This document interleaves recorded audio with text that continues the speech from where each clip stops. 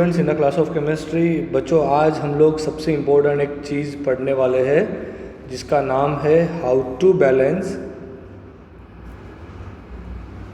To balance chemical reactions.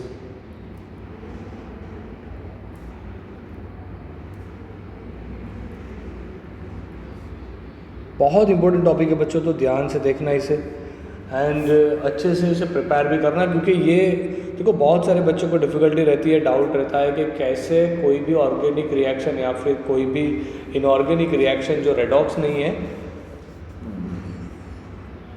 उसे कैसे balance करेंगे। ये सबसे पहला क्वेश्चन रहता है।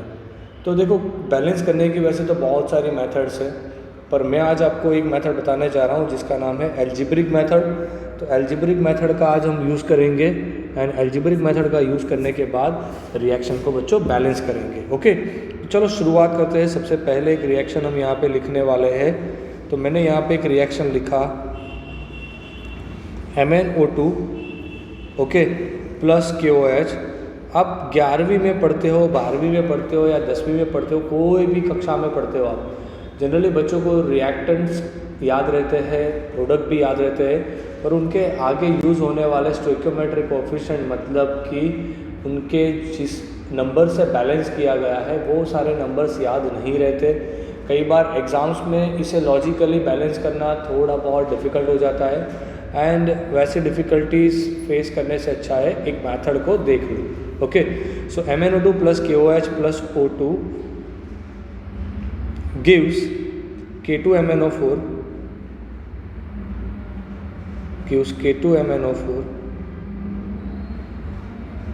Plus H2O। अब ये जो रिएक्शन है ना, ये रिएक्शन बैलेंस रिएक्शन नहीं है। अब हमें क्या करना है, इस रिएक्शन को बैलेंस रिएक्शन करना है, इसे बैलेंस करना है। तो सबसे पहले देखो हम लोग क्या कर रहे हैं। सबसे पहले मैं एक काम करूँगा कि यहाँ पे इसको दिया मैंने स्मॉल a एंड KOH को हम यहाँ पे बच्चों B कोएफिशिएंट देंगे, O2 को हम देंगे C, K2MnO4 को हम देंगे D एंड H2O को हम देने वाले हैं E। ये हो गए स्टोइकियोमेट्रिक कोएफिशिएंट जो मैंने वेरिएबल्स लिए हुए हैं। देखो और कुछ नहीं करना, ABCDE जितने भी दिए हैं आप दे दो एक बार। उसके बाद देखो मैं इक्वेशंस बनाने जा रहा हूँ, एल्जेब्रिक इक्वेशन। सबसे पहले हम बनाएंगे मैंगनीज के लिए algebraic equation for Mn।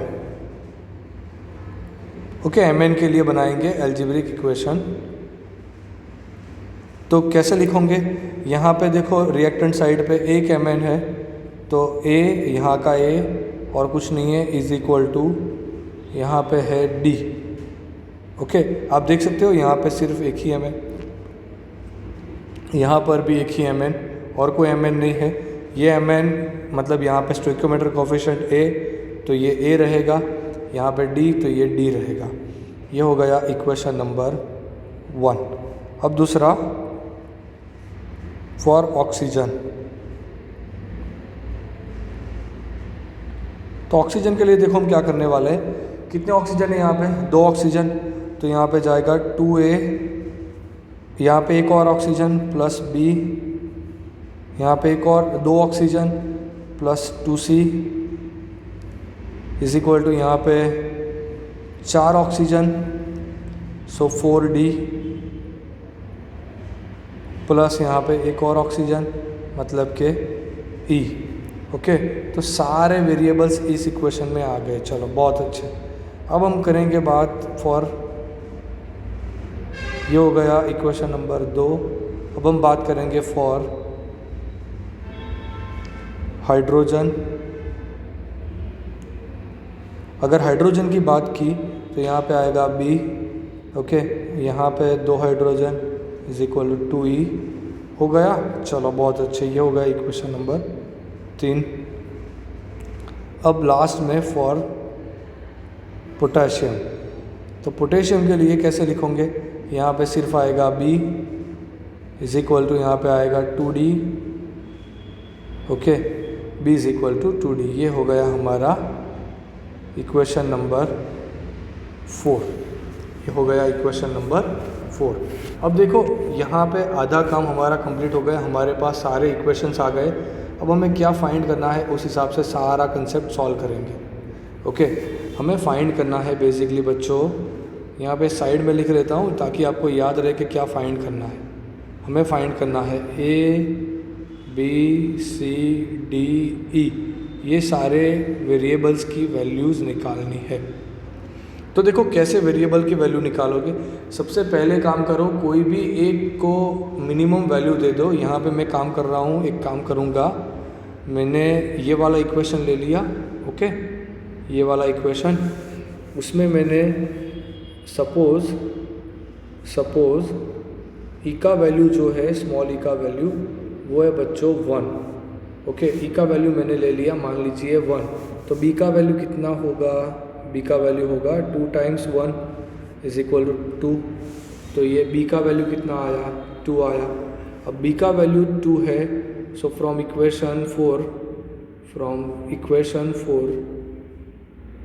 B is equal to 2 है बच्चों, so 2D, so D is equal to कितना होगा 1। सो डी का वैल्यू कितना आया, 1 आया। ओके, अब डी का जितना वैल्यू है उतना ही वैल्यू ए का है, तो ए का वैल्यू कितना आया 1। सारी वैल्यूज़ इक्वेशन 2 में रख दो, फ्रॉम इक्वेशन 2। अब इक्वेशन 2 देखो, इक्वेशन 2 में हमें फाइंड क्या करना है, सी को। सो 2 टाइम्स ए का वैल्यू कितना, ए का वैल्यू 1, सो ये 2 रहेगा। बी का वैल्यू कितना 2 प्लस 2C रहेगा, क्योंकि सी तो फाइंड करना है। सो 2C हो गया, तो यहाँ पे 4D का वैल्यू 1 है प्लस E का वैल्यू 1 है, ये हो गया। अब देखो सॉल्व करते हैं, चलो इसे। 4 plus 2C is equal to 5, so 2C is equal to 5 minus 4। 5 minus 4 कितना होता है बच्चों, 5 माइनस 4 होता है 1, so 1/2 is equal to C। C का वैल्यू कितना आया, C का वैल्यू आया 1/2। अब देखो ये वाला जो इक्वेशन है, उस इक्वेशन में सारी वैल्यूज़ रखनी है, तो ध्यान से देखना कैसे वैल्यूज़ रखते हैं हम लोग। यहाँ पे मैंने ए की जगह पे 1 रखा, ओके, बी की जगह पे बच्चों मैंने 2 लिखा, सी की जगह पे मैंने 1/2 लिखा, ओके, K2MnO4 के पास डी है तो यहाँ पे 1 लिखा, उसके बाद H2O की जगह पे 1 लिखा। पर यहाँ पे जो 2 निकल के आ रहा है ना, उसका LCM ले लो। अगर 2 का LCM लिया तो नया आंसर यहाँ पे आएगा, ये हो जाएगा बच्चों 2, यहाँ से हो जाएगा 4, यहाँ पे हो जाएगा 4, ओके, यहाँ पे हो जाएगा 1, यहाँ पे हो जाएगा 1, यहाँ पे हो जाएगा 2, यहाँ पर भी हो जाएगा 2। ओके, तो ये है बच्चों रिएक्शन का बैलेंस फॉर्म। ओके, ये है उसकी कंप्लीट स्टोइकियोमेट्री। आप इस तरह से कोई भी केमिकल रिएक्शन को बच्चों बैलेंस कर सकते हो। चलो एक दूसरा एक एग्जांपल देखेंगे, ये कॉपी में लिख लो, आपकी कॉपी में लिख लिया। देखो बहुत इंपॉर्टेंट है, कई बार होता क्या है, इनऑर्गेनिक रिएक्शंस बैलेंस करना बहुत टफ हो जाता है, तो टफ नहीं बनाना, इसको ईजी रखना है। कॉपी में लिखो, बहुत इंपॉर्टेंट फॉर्मेशन रिएक्शन है, K2MnO4 का फॉर्मेशन इस रिएक्शन से होता है। So let's solve the next question पे चलते हैं, चलो। Okay, question number 2। कई बार बच्चे अंडर एस्टिमेट करते हैं छोटी छोटी चीज़ों को। अगर आपने इसे अंडर एस्टिमेट कर दिया तो हो गई बात क्लियर। ओके, आप अच्छे तरीके से रिएक्शंस बैलेंस नहीं कर पाओगे। अगर रिएक्शंस बैलेंस करना नहीं आया तो समझ लो आपका काम बाकी रहेगा। ओके, चलो एक रिएक्शन है जिसे बैलेंस करना है। एक रिएक्शन है बच्चों जो है carbon plus H2SO4 gives carbon dioxide plus sulphur dioxide plus H2O। कुछ इस तरह का एक रिएक्शन आपको दिया हुआ है। अब इस वाली रिएक्शन को बैलेंस करना है, तो फिर से वही वाली चीज़ें, सबसे पहले स्टोइकियोमेट्री को डिफाइन कर दो। इसका स्टोइकियोमेट्री मैंने स्मॉल ए लिया, इसका स्टोइकियोमेट्री बच्चों मैंने स्मॉल बी लिया, इसका स्टोइकियोमेट्री मैंने स्मॉल सी लिया, इसका स्टोइकियोमेट्री स्मॉल डी, इसका स्टोइकियोमेट्री स्मॉल ई लिया। अब मेरे पास सारे स्टोइकियोमेट्रिक कोएफिशिएंट आ चुके हैं। अब करना कुछ नहीं है, इक्वेशंस बनाने हैं। चलो इक्वेशन बनाते हैं। फॉर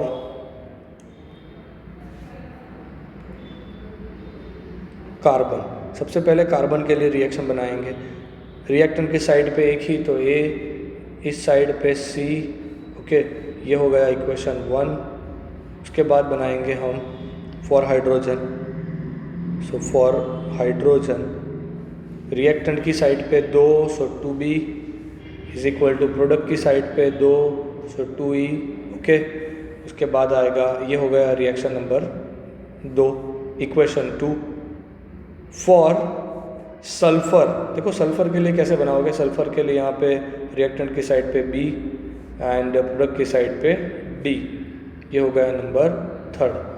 उसके बाद आने वाला है AB हो गया, DB हो गया। अब आया ऑक्सीजन। फॉर ऑक्सीजन यहाँ पे 4, सो 4B, यहाँ पे 2C plus 2D plus E। Okay, ये हो गया इक्वेशन नंबर 4। 4 इक्वेशन आ गए, चारों के 4 सॉल्व करने। Algebraic equation, use the minimum possible values का यूज़ करना है, रिएक्शन को सॉल्व करना है। क्या करना है, A B C D E find करना है। ये चीज़ें आपको फाइंड करनी है। मैं यहाँ पे आपको अज्यूम करवा रहा हूँ। मान लीजिए suppose value of small e, suppose value of small e is equal to 1। मान लीजिए कि e का वैल्यू 1 है।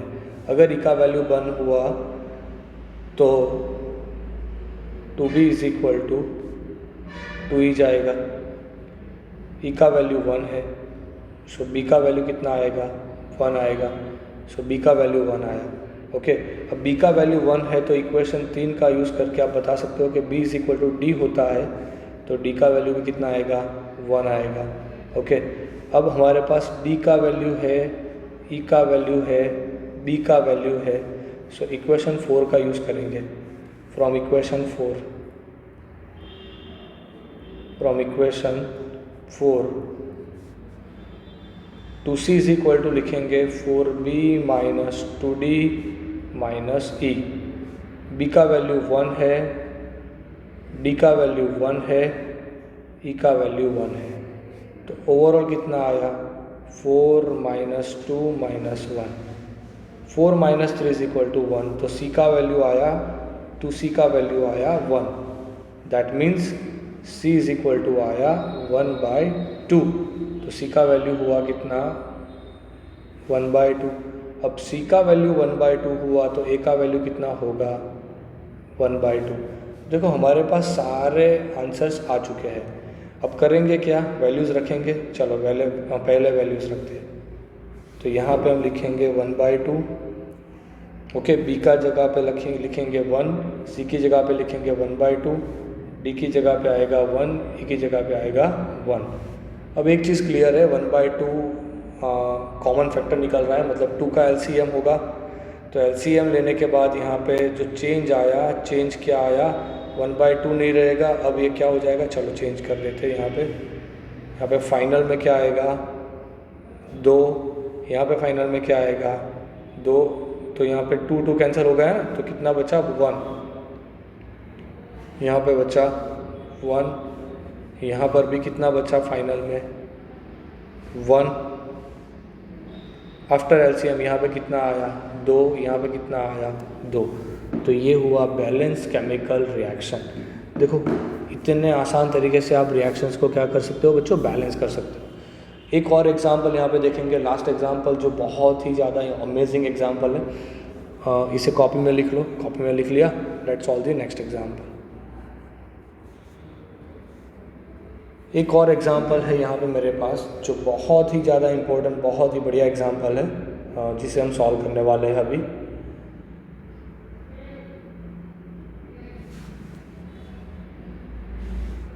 ये वाला रिएक्शन आपको दिया हुआ है,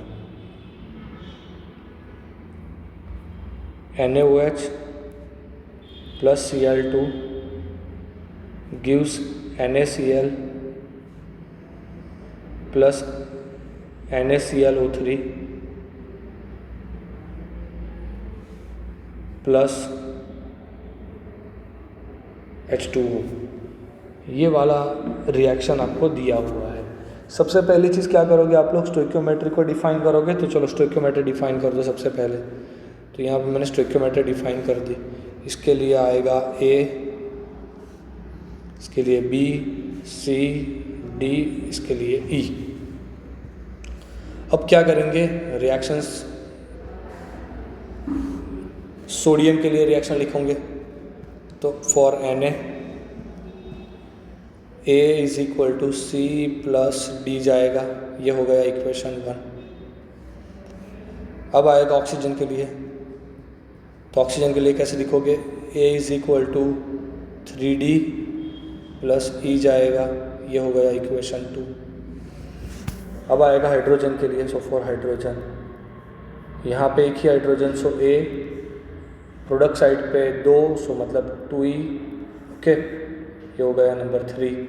अब आएगी बात किसकी, अब आएगी बात ऑक्सीजन और क्लोरीन की। Cl के लिए 2B इज इक्वल टू जाएगा C plus D। Okay, is equal to हो गया नंबर 4। हाइड्रोजन, सोडियम, सोडियम आ गया, ऑक्सीजन भी आ गया, हाइड्रोजन भी आ गया, क्लोरीन भी आ गया। चलो सारे एलिमेंट्स आ चुके। क्या फाइंड करना है, ए का वैल्यू फाइंड क्या करना है, A, B, C, D, E, ये सारे वेरिएबल्स कौन से रहेंगे ये हमें निकालने हैं। तो सबसे पहला टास्क तो हमने कंप्लीट कर दिया। अब इक्वेशंस को सॉल्व करते हैं। चलो एक काम करते हैं, सपोज कर लीजिए कि स्मॉल ई का जो वैल्यू है वो 1 है। ज़रूरी नहीं है कि इसे ये ले लो, अब ये वाला इक्वेशन ले लो, मतलब ई का वैल्यू तो 1 हो गया। अब इक्वेशन नंबर 3 से A is equal to 2 times of 1, मतलब 2 हो गया। तो A का वैल्यू कितना हुआ, 2 हुआ। अब A का वैल्यू मिल गया, E का वैल्यू भी मिल गया। तो इक्वेशन 2 का यूज़ करेंगे from equation 2। So 3D is equal to, subject बनाओ, A माइनस E करो। A का वैल्यू 2, E का वैल्यू 1, तो 2 minus 1 1/3 is equal to D। So D का वैल्यू कितना आया, 1/3। ओके, A हमारे पास है, D हमारे पास है, तो C मिलेगा फ्रॉम इक्वेशन 3।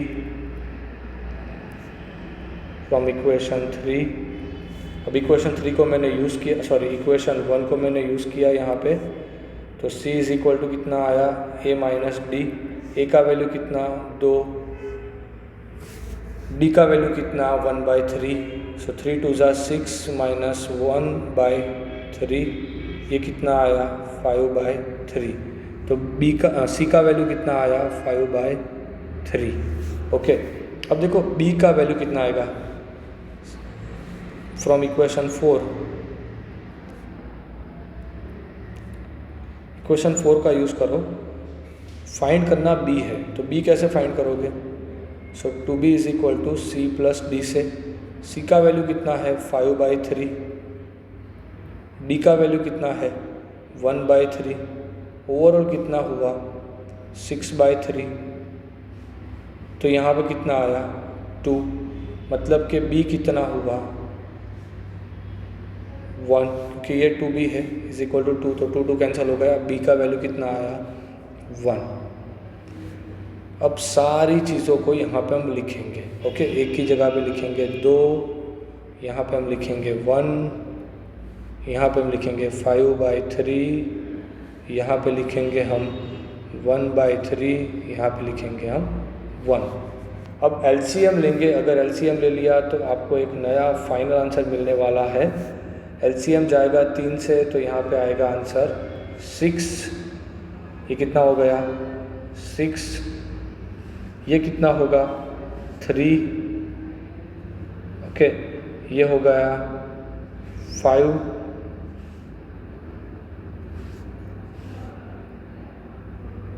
ये हो गया 1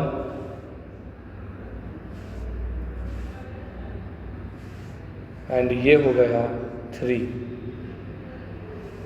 सो इक्वेशन आपका जो निकल के आया वो है 6NaOH plus 3Cl2 plus 5NaCl plus NaClO3 plus 3H2O।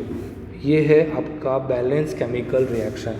इस तरह से आप बैलेंस कर सकते हो केमिकल रिएक्शन को। कोई भी केमिकल रिएक्शन ले लो, ऑर्गेनिक या इनऑर्गेनिक, इस तरीके से बैलेंस की जा सकती है। सो thank you dear student for watching this video. अगर पसंद आया तो दूसरों को शेयर करना। Don't forget to like this video, don't forget to comment this video. Okay, bye bye, thank you.